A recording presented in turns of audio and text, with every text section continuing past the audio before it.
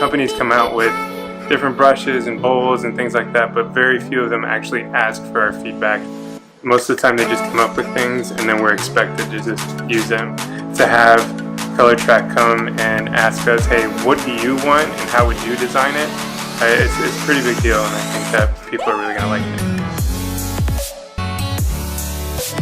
Having a company that listens to your ideas and what you like is everything we need.